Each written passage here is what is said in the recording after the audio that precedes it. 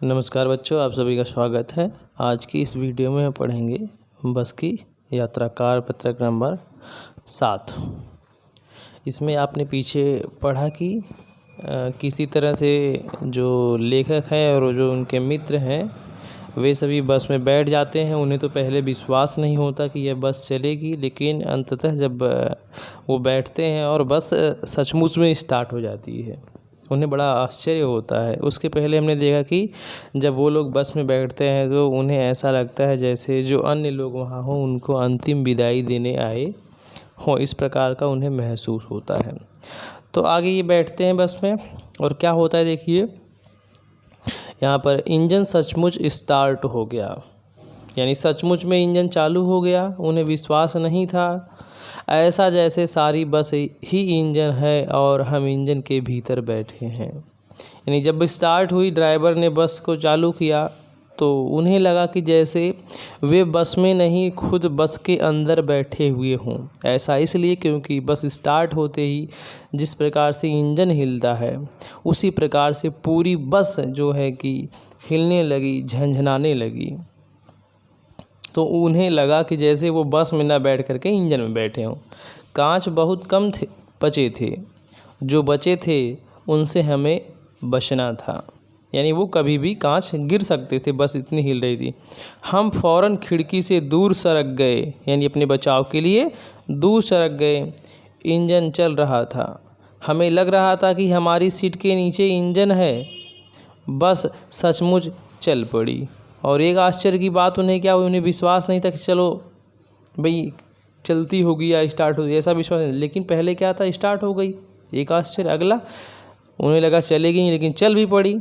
बस सचमुच चल पड़ी और हमें लगा कि गांधी जी के असहयोग और सविनय अवज्ञा आंदोलन के वक्त अवश्य जवान रही होगी। यानी बहुत पुराने समय जब गांधी जी ने असहयोग आंदोलन 1920 में किया था तब आज़ाद रही होगी, और सविनय अवज्ञा आंदोलन के टाइम में जवान रही होगी 1930 में। उसे ट्रेनिंग मिल चुकी थी, हर हिस्सा दूसरे से असहयोग कर रहा था। यानी जो बस के पार्ट थे वो एक दूसरे में सहयोग नहीं था, कोई कब कहाँ से निकल जाए कुछ पता नहीं था।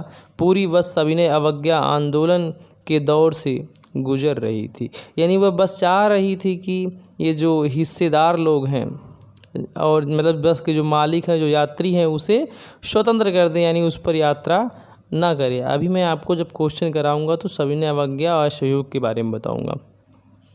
सीट का बॉडी यानी ढांचा से असहयोग चल रहा था। कभी लगता सीट बॉडी को छोड़कर आगे निकल गई, कभी लगता कि सीट को छोड़कर बॉडी आगे भागी जा रही है।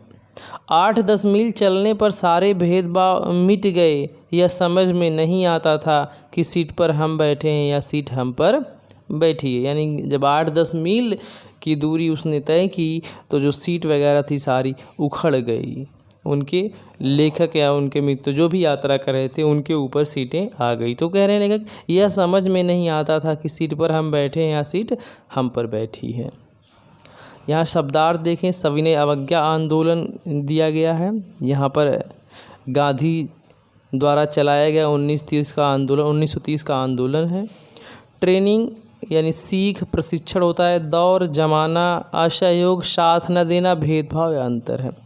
आइए अब प्रश्नों की बात करते हैं, फिर इसके उत्तर को भी देखेंगे हम।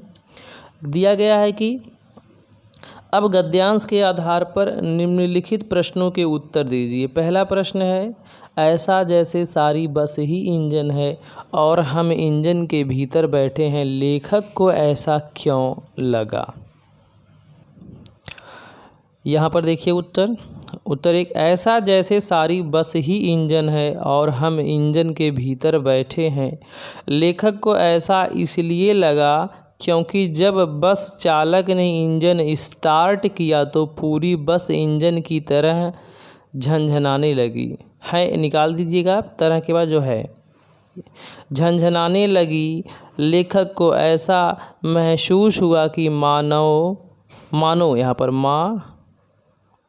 मानव नहीं है, मानो पूरी बस ही इंजन है और वह बस में न बैठकर इंजन में बैठा हो। वह बस में, यहाँ पर थोड़ा मिस्टेक हो गया, सॉरी इसके लिए, में न बैठकर इंजन में बैठा हो। प्रश्न दूसरा प्रश्न है, सविनय अवज्ञा आंदोलन 1930 में महात्मा गांधी के नेतृत्व में अंग्रेजी सरकार से असहयोग कर स्वाधीनता यानी अपनी आज़ादी यानी अपना शासन यानी आज़ादी प्राप्त करने के लिए किया गया था। इसमें अंग्रेज सरकार के साथ सहयोग न करने की भावना थी। लेखक ने सविनय अवज्ञा का उपयोग बस के संदर्भ में क्यों किया, समझकर बताइए। यहाँ पर लेखक ने सविनय अवज्ञा का प्रयोग बस के लिए क्यों किया, यह बताना है हमें। देखें इसका आंसर यहाँ पर है दूसरे का। सविनय अवज्ञा आंदोलन 1930 में सरकारी आदेशों का पालन न करने के लिए किया गया था। इसमें अंग्रेजी सरकार के साथ सहयोग न करने की भावना थी। लेखक ने सविनय अवज्ञा आंदोलन का प्रयोग बस के संदर्भ में किया है। लेखक इसके माध्यम से बताना चाहता है कि बस विनय पूर्वक अपने मालिक व यात्रियों से उसे स्वतंत्र करने का अनुरोध कर रही है। प्रश्न तीसरा देखें, प्रस्तुत गद्यांश में बहुत से अंग्रेजी शब्द हैं, कोई 4 अंग्रेजी शब्द ढूंढकर लिखिए। यानी गद्यांश से आपको ढूंढना है अंग्रेजी के। तीसरे का आंसर देखें, अंग्रेजी के शब्द हैं स्टार्ट, सीट, ट्रेनिंग, बॉडी। आप ये लिख सकते हैं 4 शब्द, और भी शब्द हैं उन्हें भी आप लिखना चाहें तो लिख ले, लेकिन 4 पूछा है तो यहाँ पर 4 हो गया, ये सही है।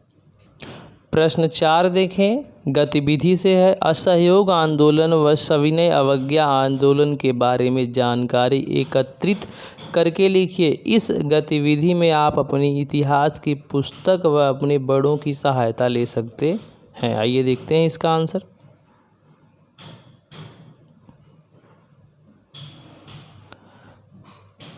यहाँ पर देखें क्या है, असहयोग आंदोलन के बारे में जानते हैं। असहयोग आंदोलन गांधी जी द्वारा 4 सितंबर 1920 में चलाया गया था।